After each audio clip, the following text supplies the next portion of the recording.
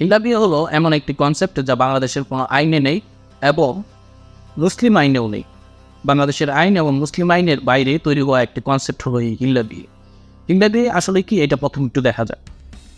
হিল্লা বিয়ে হলো এমন একটা কনসেপ্ট, কোনো দম্পতির মধ্যে যদি বিয়ে হয়, ধরা যাক রহিমা এবং করিমের মধ্যে বিয়ে হয়েছে, করিমা এবং রহিমার মাধ্যমে যদি কোনো কারণে ডিভোর্স হয়, তখন এই রহিমাকে পুনরায় অন্য কোনো লোকের সাথে প্রথমে বিয়ে দেওয়া হবে একটি নির্দিষ্ট সময়ের জন্য, সেখানে ডিভোর্স করানো হবে এবং পুনরায় করিমের সাথে আবার বিবাহ দেওয়া হবে।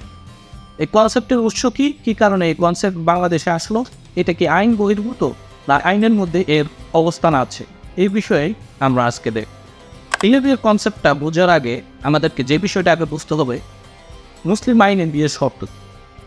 মুসলিম আইনের বিয়ের শর্ত হলো দম্পতি যারা হবে, অর্থাৎ বর এবং কনে উভয় পক্ষের সম্মতি থাকবে, এই বিয়ের দুজন সাক্ষী থাকবে, পুরুষ সাক্ষী হলো দুজন, এবং এই বিয়ের মধ্যে একটা দেনমোহর ফিক্সড করা হবে এবং এই বিয়ে কোনো নির্দিষ্ট সময়ের জন্য হবে না। অর্থাৎ বিয়ের আগে আপনি ডিসাইড করতে পারবেন না এই বিয়েটা 5 দিনের জন্য হচ্ছে বা 5 বছরের জন্য হচ্ছে বা 1 দিনের জন্য হচ্ছে।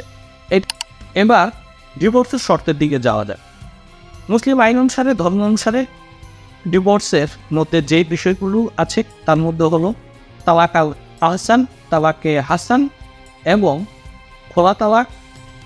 এই 3টি বিষয় হলো সবচেয়ে বেশি প্রচলিত। তালাক আল আহসান হলো ডিভোর্সের এমন একটা সিস্টেম যেখানে হাজব্যান্ড একবার তার স্ত্রীকে ডিভোর্স দেবে এবং ইদ্যতকালীন 3 মাস পার হওয়ার পর ডিভোর্স কার্যকর হবে। এটা হলো তালাক আল আহসান। এবং তালাক আল হাসান হলো এই ডিভোর্সের সিস্টেমের মাধ্যমে 3 বার স্বামী তার স্ত্রীকে ডিভোর্স দিবে, মানে এই ইদ্যতকালীন সময়ের মধ্যে যেই সময়টা ধরা হয় 3 মাস, এই 3 মাসের মধ্যে 3 বার সে ডিভোর্স প্রদান করে। পরবর্তীতে তাদের ডিভোর্স কার্যকর হবে 3 মাস পর। এটা হলো তালাকে হাসান। আসে যদি দম্পতিদের মধ্যে ডিভোর্স হয় কোনো কারণে, পরবর্তীতে যদি তারা একত্রে সংসার করতে চায়, তাহলে কি তারা একত্রে সংসার করতে পারবে কিনা। সূরা আল বাকারার 230 নম্বর আয়াতে এই বিষয়ে উল্লেখ আছে, যদি কোনো দম্পতির মধ্যে 3 বার ডিভোর্স সম্পন্ন হয়, সেই ক্ষেত্রে সেখানে একটি সিস্টেম দেওয়া হচ্ছে, সেটা হলো অন্যত্র বিবাহ না হওয়া পর্যন্ত ওই স্ত্রী লোক তার আগের স্বামীর নিকট আর বিবাহ বন্ধনে আবদ্ধ হতে পারবেন। এটা সূরা আল বাকারার নিয়ম। সূরা আল বাকারায় যে নিয়মটা বলা হয়েছে সেখানে হলো অন্যত্র একটি বিবাহ হতে হবে।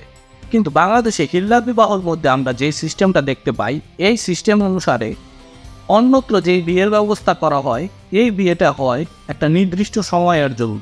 অর্থাৎ মুসলিম আইন অনুসারে এই বিবাহ কিন্তু আসলে কোনো বিবাহ হয় না, কারণ মুসলিম আইন এবং ধর্ম দুইটা অনুসারেই বিবাহের জন্য কোনো নির্দিষ্ট সময় দেওয়া থাকবে না। কিন্তু হিল্লা বিবাহে আমরা যে বিষয়টা দেখতে পাই, সেখানে একটা নির্দিষ্ট সময় উল্লেখ করা থাকে যে 1 দিনের জন্য, 2 দিনের জন্য একটি বিবাহ হয়, সেইখানে পরবর্তীতে ডিভোর্স হয়। ডিভোর্স হওয়ার পর পুনরায় সেই স্ত্রীকে আবার তার আগের স্বামীর কাছে বিবাহ দেওয়া হয়। সুতরাং মাঝখানে যে বিবাহটা হয়েছে এটা কোনো আইনসিদ্ধ বিবাহ হয়নি। সুতরাং হিল্লা বিয়ের যে সিস্টেম, এটি কীভাবে আসলে ভারতীয় উপমহাদেশে বা বাংলাদেশে তা উল্লেখ না থাকলো, তবে ধর্ম এবং আইন অনুসারে যে এই বিষয়টি বাংলাদেশে আসেনি, এটা কিন্তু স্পষ্ট। এই হিল্লা বিয়ে সম্পর্কে বাংলাদেশে একটি বিখ্যাত মামলা আছে, হাইকোর্ট ডিভিশনের রিট পিটিশন নাম্বার 5897/2000। এই মামলাটি যদি আপনারা দেখেন, সেখানে আপনি দেখতে পারবেন হিল্লা বিয়ে নিয়ে একটি সমস্যা হয়েছিল। তারপর হাইকোর্ট ডিভিশন এই বিষয়ে হুজুরদের কোনো ফতোয়া দেওয়াকেও নিষিদ্ধ করেছে। যেহেতু হিল্লা বিয়ের বিষয়টি কোনো আইনসিদ্ধ নয়, ধর্মের ভিতরের নয়, সুতরাং এই বিষয়টি অবশ্যই ধর্ম অনুসারে আইন অনুসারে একটি বেআইনি কার্যকলাপ।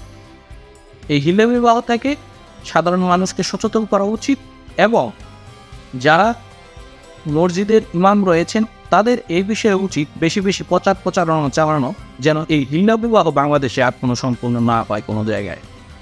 ধন্যবাদ সবাইকে ধৈর্য নিয়ে ভিডিওটি দেখার জন্য।